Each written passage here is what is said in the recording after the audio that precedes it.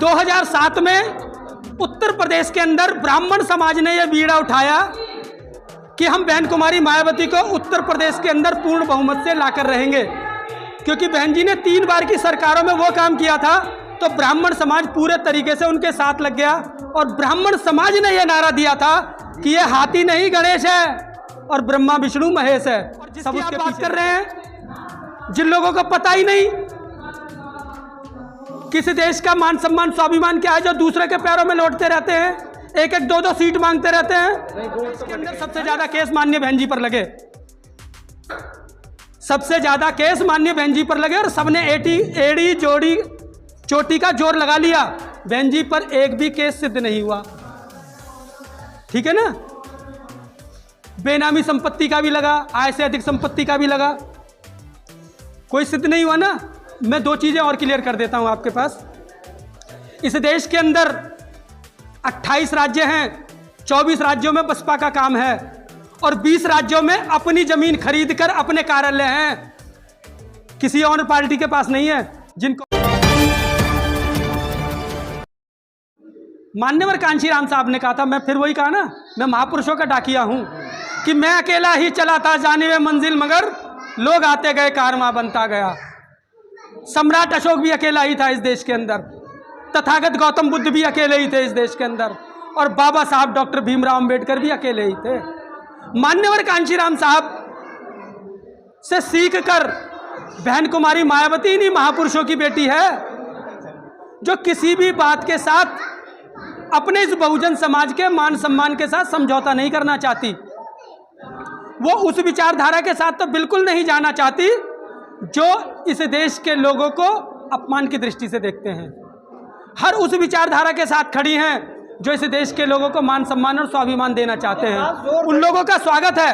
अगर ऐसे लोग नहीं है तो बहन कुमारी मायावती अकेले चुनाव लड़ने का फैसला लेती है और हम लोग उनका समर्थन करते हैं। जोर देकर कही जा रही है कि अकेले चुनाव लड़कर बहन जी बीजेपी को फायदा पहुंचाएंगी। बी टीम, बीजेपी खत्म हो गई।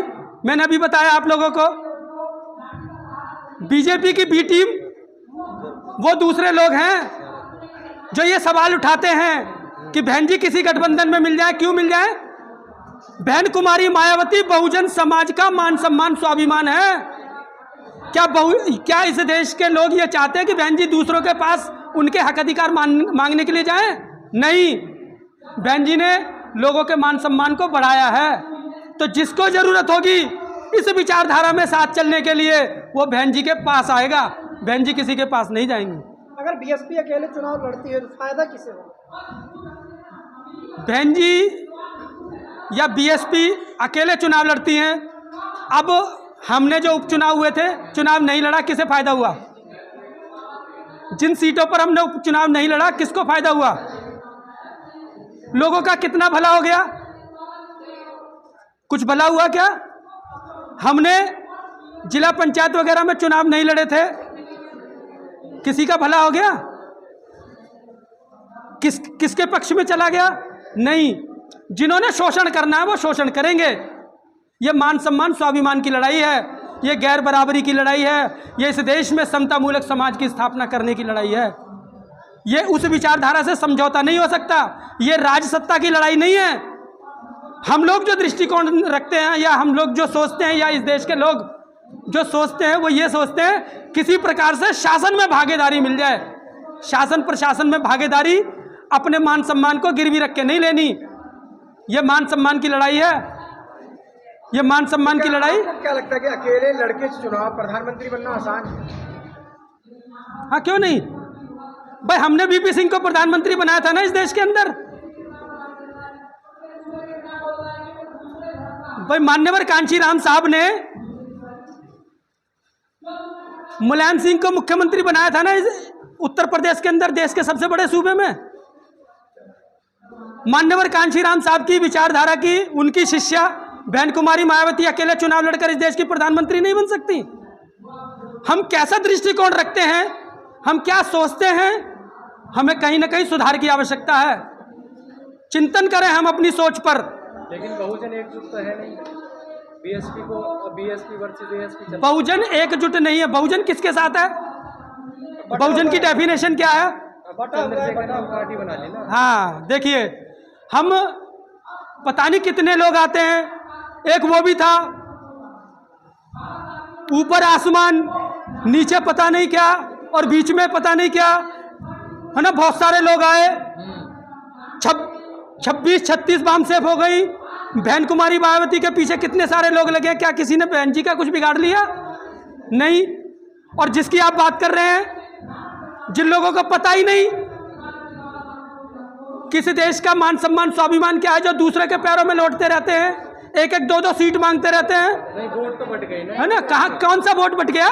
युवा तो कौन? कोई युवा से किसी के साथ नहीं है, कोई भी युवा किसी के साथ नहीं है। इसलिए 50-50, 48-48 वोट आते हैं। अगर न जानकारी हो तो मेरे पास आ जाना, मैं उन विधानसभाओं का आपको बता दूंगा। लगता है कि चंद्रशेखर रावण और बहन जी को साथ में मिलकर लड़ना चाहिए। कहीं ना कहीं चंद्रशेखर रावण वोट काटने का काम करते हैं।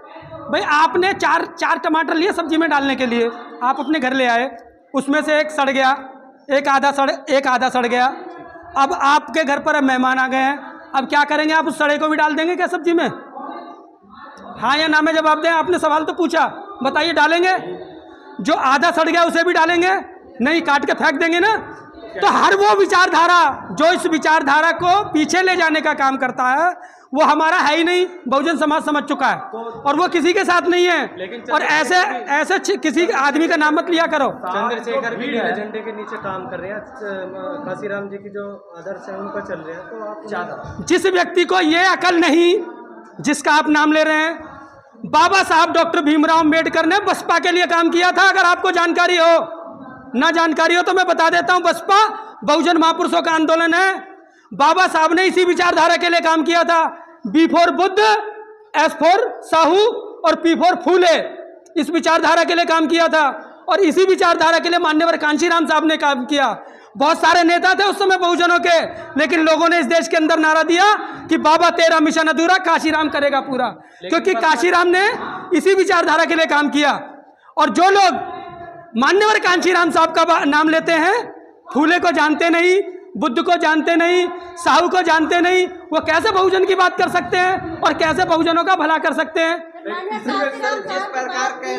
जिस प्रकार आप कह रहे हो कि बाबा तेरा मिशन अधूरा, कांशीराम पूरा कह रहे हैं पूरा, हाँ। उसी समय एक और नारा दिया गया, हाथी नहीं गणेश है और ये ब्रह्मा विष्णु महेश है। इसमें उस समय नारा नहीं दिया था जी।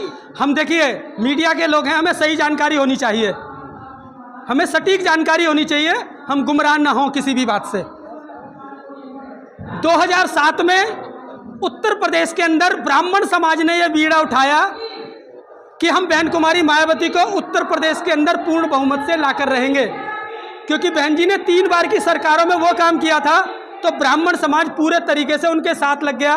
और ब्राह्मण समाज ने यह नारा दिया था कि ये हाथी नहीं गणेश है और ब्रह्मा विष्णु महेश है। सब उसके पीछे लग गए थे।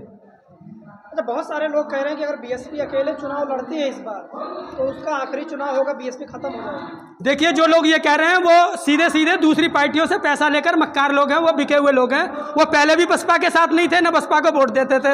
ऐसा कोई आदमी आपकी नज़र में आए तो मेरे कैडर में जरूर भेजना, मैं उसे जरूर पढ़ाऊंगा, जरूर समझाऊंगा। हाँ, बाबा विश्राम भी कहते हैं बीएसपी को हम खत्म कर देंगे। तभी तो उन्होंने वो पंडितानी अपने घर में ले आए ना। कहने से क्या होता है? किसी मिशन मूवमेंट पर चलने से होता है। कितनी उम्र में शादी की है उन्होंने? मेश्राम जी ने अभी शादी की है ना, कितनी उम्र में शादी की है? कौन से मिशन की बात कर रहे हो वो?